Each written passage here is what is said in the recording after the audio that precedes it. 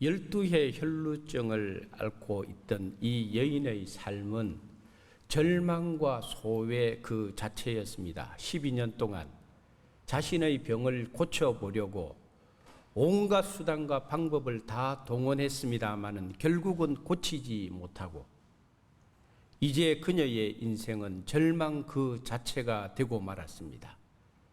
사회적으로나 종교적으로나 이제 그녀는 부정한 여인이 되어버렸기 때문에 누구와 만날 수도 없고 철저한 고립과 소외된 삶을 죽을 때까지 살아야만 하는 여인이 되고 말았습니다.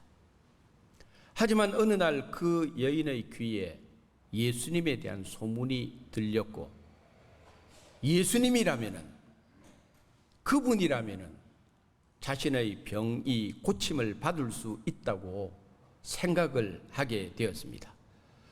그래서 오늘 본문 28절에 보면은 이렇게 되어 있습니다. 이는 내가 그의 옷에만 손을 대어도 구원을 받으리라 생각함일러라. 한번 따라 하실까요? 생각함일러라. 그녀는 예수님에 대한 소문을 듣고 생각을 했는데 그 생각이 절망에 빠져 있는 자신의 삶을 새롭게 바꾸는 계기를 마련하게 되었다는 것입니다. 생각이 중요합니다. 내가 어떤 생각을 하며 살아가느냐가 중요합니다. 왜? 내가 가지고 있는 이 생각이 행동으로 연결이 되고 그 행동이 쌓이면 또 다른 내 삶의 무언가를 형성하게 되어 있기 때문에 그렇습니다. 사무엘 스마일즈라고 하는 영국의 저술가가 이런 유명한 말을 했습니다. 생각을 심으면 행동을 낳고, 행동을 심으면 습관을 낳고, 습관을 심으면 성격을 낳고, 성격을 심으면 운명을 낳는다 하는 유명한 말을 남겼습니다. 생각에서 출발을 했는데 결국은 운명을 낳았다는 거예요. 생각이 우리 인간의 운명까지 영향을 미치고 바꿀 수 있다. 그렇다면 오늘 우리는 무슨 생각을 하며 살아야 되겠습니까? 생각의 비밀이라고 하는 책이 한 3년 전에 발간이 되었습니다. 김은형 씨가 쓴 생각의 비밀이라는 책에 보면은 할아버지가 손자하고 대화를 나누면서 이런 이야기를 전해줍니다. 얘야 잘 들어라. 사람의 마음속에는 두 가지 늑대가 있다. 한 가지 늑대는 착한 늑대인데 이 착한 늑대는 늘 기쁨과 평화와 친절과 진실과 사랑과 용서를 생각하며 살아간다. 그런데 또 다른 늑대가 있다. 이 늑대는 악마와 같아서 늘 마음속으로 부정적인 것만 가득 차 있다. 분노와 미움과 증오와 슬픔과 후회와 열등감과 거짓과 같은 것들이 세상의 온갖 나쁜 것들을 다 품고 살아가는 늑대가 있다. 그런데 이 두 마리 늑대는 날마다 끊임없이 지금 이 순간에도 인간의 마음에서 서로 으르렁거리며 싸우고 있다. 이렇게 이야기를 했습니다. 이 이야기를 듣던 손자가 곰곰이 생각하다가 할아버지에게 묻습니다. 할아버지, 그러면은 어떤 늑대가 이깁니까? 라고 물었더니 할아버지가 대답하기를 네가 먹이를 주는 늑대가 이긴다 그랬습니다. 네가 먹이를 주는 늑대 두 마리 중에서, 네 마음속에 있는 두 마리 늑대 중에서 네가 어느 늑대에게 먹이를 주느냐, 거기에 달려 있다. 네가 먹이를 주는 늑대가 이긴다. 다시 말해서 내가 어떤 생각을 가지고 있느냐, 어떤 생각을 가지고 살아가느냐, 어떤 생각을 내 삶 속에 선포하느냐에 따라서 내 인생이 달라진다는 이야기입니다. 오늘 본문의 말씀을 가지고 이 시간 함께 은혜를 나누고자 하는 제목은 그의 옷에만 손을 대어도입니다. 이 여인이 12의 혈루증을 앓고 있다가 어느 날 예수님에 대한 소문을 듣고 나서 이 여자의 생각이 바뀌기 시작했습니다. 이전에는 절대 절망, 절대 소외, 절대 고립 속에 살았는데 예수님에 대한 소문을 듣고 난 후부터는 그의 옷에만 손을 대어도 나는 구원을 받을 것이다. 예수님 그분이라면 나를 낫게 해주실 것이다. 그 생각을 이 여인이 하게 되었다는 것입니다. 그래서 오늘 본문에 보면은 아주 중요한 단어가 뒤에 나오는데, 생각을 하밀러라, 하밀러라, 생각을 하밀러라. 한번 따라합시다. 이 하밀러라고 하는 이 단어는 헬라어로 엘레겐 이렇게 부릅니다. 한번 따라하실까요? 엘레겐. 이 엘레겐이라고 하는 이 단어가 이 본문을 해석하는 아주 중요한 키포인트입니다. 먼저 이 엘레겐이라는 단어는 미완료 시제형으로 되어 있습니다. 미완료 시제형이 되어 있다는 건 뭔가 하면은, 이 여인이 예수님을 만나면은 그의 옷에만 손을 대면은 그분은 나를 고쳐주실 것이다, 고쳐주실 것이다, 내가 그의 옷에만 손을 대면 고쳐주실 것이다. 이 생각을 끊임없이 매일 매 순간 이 여인은 계속적으로 그 생각을 선포했다는 거예요. 일주일 전에도 예수님이 나를 고쳐주실 수 있다, 그의 옷에만 손을 대면 나는 고침을 받는다, 그분이 나를 고쳐준다. 어제도 그 생각을 했고, 오늘도 그 생각을 했고, 아침에도 그 생각, 점심에도 그 생각, 저녁에도 그 생각. 엘레겐입니다. 쉼없이 계속적으로 그분의 옷자락에 내 손만 대면은 나는 고침을 받는다. 이게 이 여인의 생각함 일러라 엘레겐 속에 담겨져 있는 의미가 되는 것입니다. 그래서 생각이 중요합니다. 무슨 생각을 하느냐가 중요합니다. 한번 따라 하십니다. 좋은 생각합시다. 거룩한 생각합시다. 믿음의 생각을 합시다. 생각이 중요한 거예요. 예레미야서 6장 19절에 보면은 다음 같은 말씀이 나옵니다. 한번 읽어보겠습니다. 땅이여 들으라. 내가 이 백성에게 재앙을 내리리니 이것이 그들의 생각의 결과라. 그들이 내 말을 듣지 아니하며 내 율법을 거절하였음이니라. 아멘. 한번 따라 하실까요? 이것이 그들의 생각의 결과라. 하나님께서 재앙을 내리는데 그 재앙이 그냥 이루어진 재앙이 아니다 이 말이에요.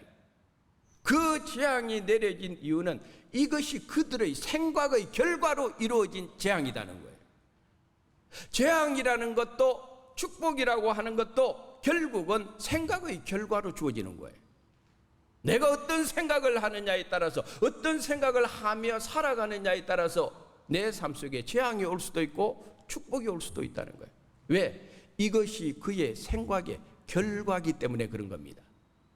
내가 살아가면서 하나님만을 생각합니다. 살아가면서 그분이 주신 말씀만 생각합니다. 살아가면서 그분의 사랑을 생각합니다. 그분의 은혜를 생각합니다.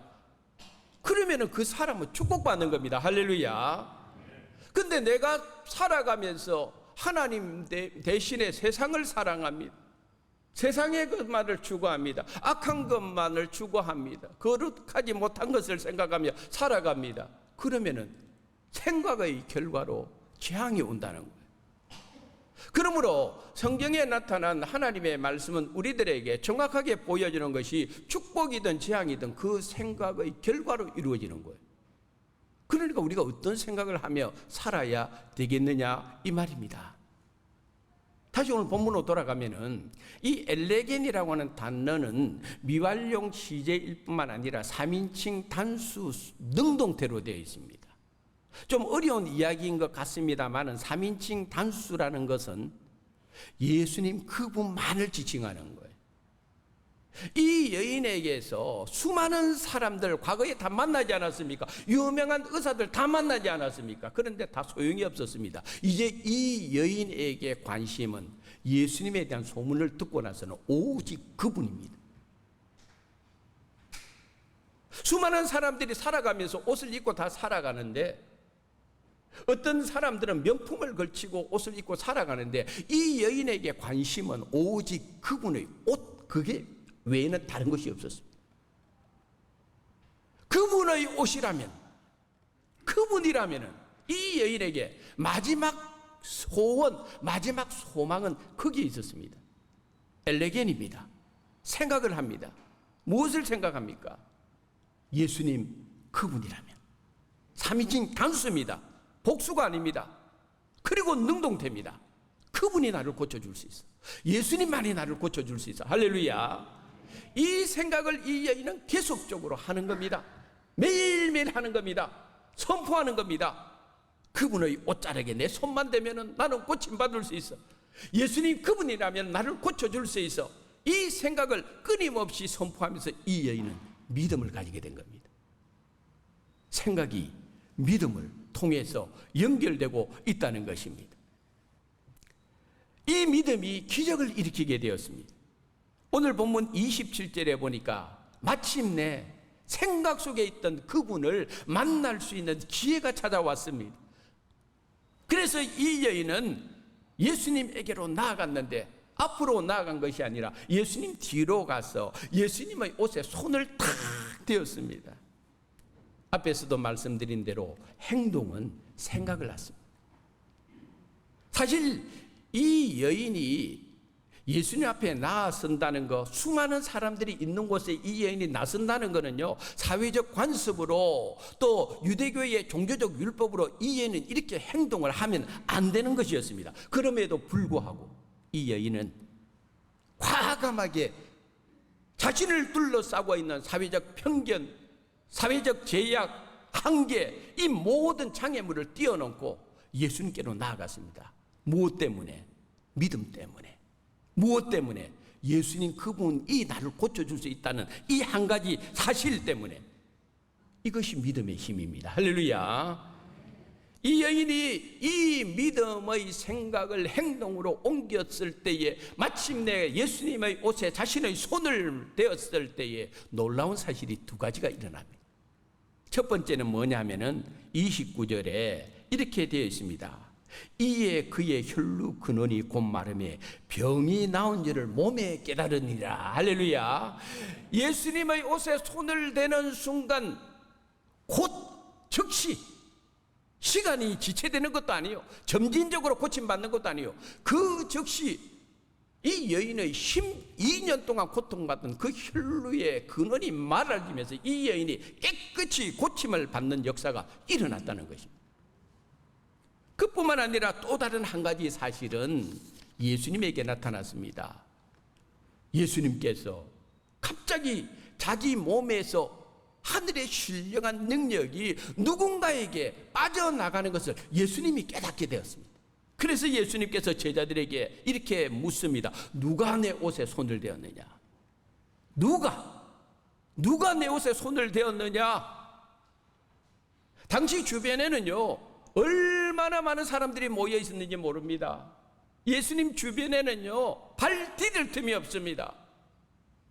제자들이 그 많은 사람들을 제어하려고 해도 제어할 수가 없습니다. 수많은 사람들이 밀치고 이리 밀치고 저리 밀치고 에워싸고 정신없이 혼란스러운 그 상황이었는데, 그 상황 속에서 예수님은 알았다는 거예요. 내 능력이 누군가에게 빠져나갔다는 거예요.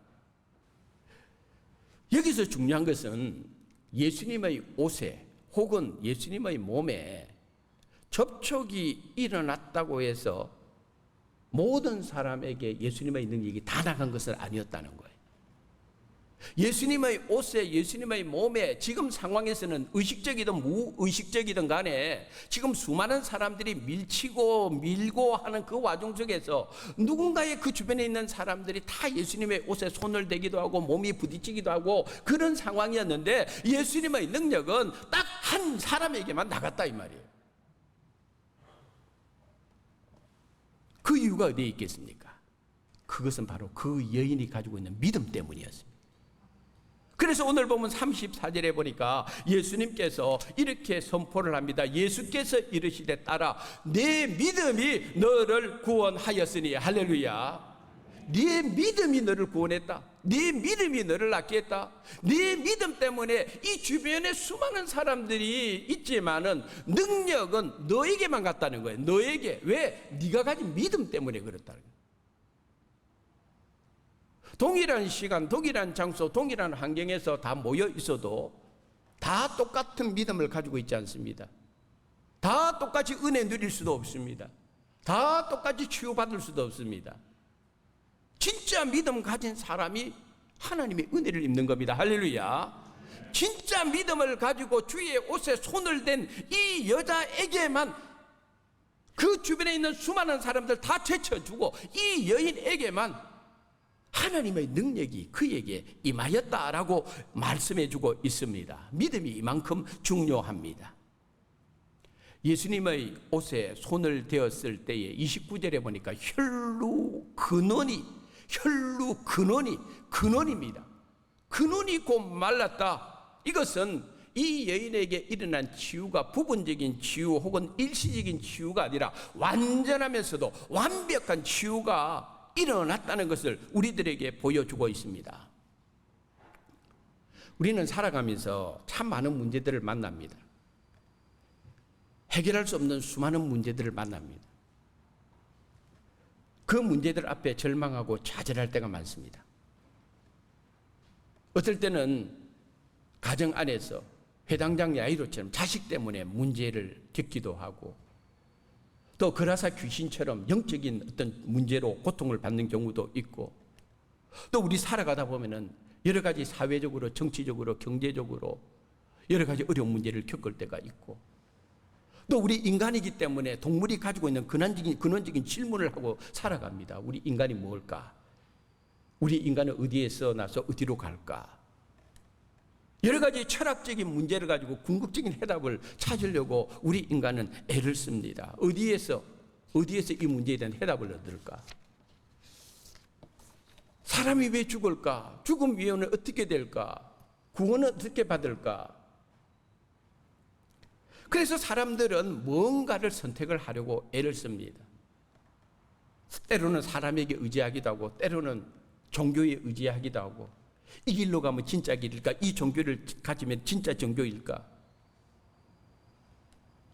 철학자들은 철학적인 방법으로 해답을 추구하고, 세상에 많은 학문이 해답을 줄까 싶어서 거기에 기댈 때도 있고, 눈부신 과거의 발전이 해답을 줄까 거기에 기댈 때도 있고, 탁월한 미래학자들의 예언 때문에 그 예언에 인생의 어떤 궁극적인 문제가 해결될 수 있을까? 그러나 거기에는 해답이 없습니다. 오늘 본문이 우리에게 가르쳐주는 가장 정확한 증거는 예수님만이 해답입니다. 할렐루야. 예수님만이 근원적인, 우리 인간이 가지고 있는 수많은 질문에 대한 근원적이고 궁극적인 해답은 예수님에게 있습니다. 오늘 근원이라는 단어는 거기에 있습니다. 근원은, 궁극적인 해답은 예수님에게 있다. 그걸 우리들에게 분명하게 가르쳐주고 있습니다. 그런 거로 혈루증을 앓는 이 여인이 만약에 다른 사람을 만났다면 그 사람이 부정해지고, 다른 물건을 접촉했다면 그 물건이 부정해지지만, 이 여인이 예수님의 옷에 손을 대는 순간 예수님이 부정해진 것이 아니라 이 여인이 정결함을 얻습니다. 할렐루야. 깨끗함을 얻어버렸습니다. 왜? 예수님이니까. 그래서 이 여인은 그때부터 지긋지긋한 인생의 고통에서 해방이 됩니다. 죄와 질병으로부터 자유함을 얻습니다. 그녀의 운명이 바뀌어버렸습니다. 생각을 했는데, 예수님 생각했는데 운명이 바뀌어버렸습니다. 어떻게 운명이 바뀌어졌습니까? 34절에 보니까 예수님께서 그녀에게 딸아 이렇게 부릅니다. 딸이라고 부릅니다. 하나님의 자녀됨의 은혜, 그녀의 운명이 구원받는 은혜까지 바뀌어지고 있다는 것을 보여주고 있다는 것입니다. 여러분, 얼마나 영광스러운 호칭입니까? 이 사건은 예수님께서 치유의 사건의 현장에서 따라하고 부른 것은 처음 일어난 사건이에요. 유일한 사건이에요. 오늘 이 자리에 계신 저를 포함한 우리 모두는 하나님의 은혜로 하나님의 자녀가 되는 그런 축복을 받았습니다. 할렐루야. 우리를 하나님의 자녀로 삼아 주었어요. 인생이 무엇이 간데, 내가 무엇이 간데, 이 죄의 덩어리인 나를 하나님은 예수님을 통하여 하나님의 자녀로 삼아 주셨고, 부드러운 그 음성 너와 나를 부르네, 돌아와 돌아와 돌아와. 할렐루야. 주님의 음성은 우리를 부르는 거예요. 당신의 아들로서 불러줍니다. 당신의 딸로서 불러줍니다. 딸아하고 부르는 여기에 자녀됨의 의례가 있는 거고, 그래서 우리 성도들은 매일매일 하나님 나 같은 자를 하나님의 자녀로 삼아 주셨사오니 감사합니다. 할렐루야. 우리 안에 이 자녀됨의 은혜 앞에 감사하고 감격하는 삶이 날마다 우리에게 일어나야 되는 거예요. 오늘 말씀의 결론입니다. 12의 혈루증을 앓는 이 여인의 그 다음의 삶에 대해서는 성경이 증거하지 않고 있습니다. 뭐 여러 가지 설이 있습니다만은 삭개오의 아내라는 설도 있지만은 천주교 성당 같은 데 가보면은 성당 안에 예수님의 골고다 언덕으로 가서 십자가에 달려 죽으시는 고난과 순환의 장면들이 그림으로 다 이렇게 성당에 가보면 있어요. 그리고 개신교는 그런 걸 안 붙이는데 성당에 가면 다 있습니다.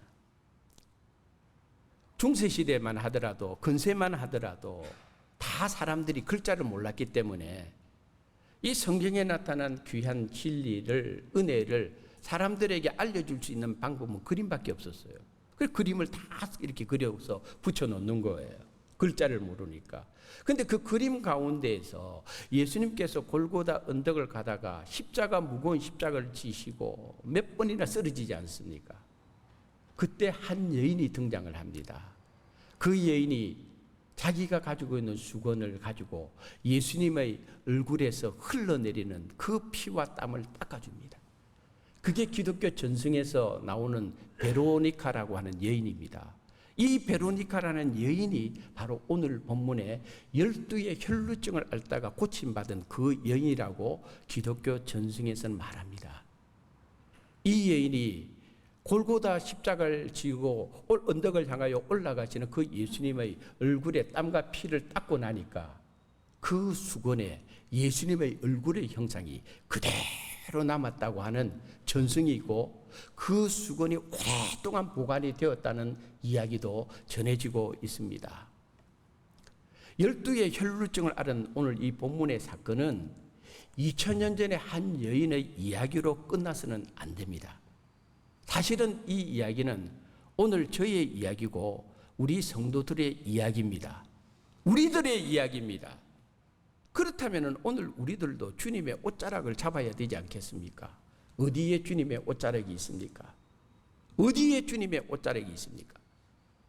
오늘 이 시대에 우리가 잡아야 될 주님의 옷자락은 멀리 있지 않습니다. 오늘 우리에게 있고 우리 가운데 있습니다. 할렐루야.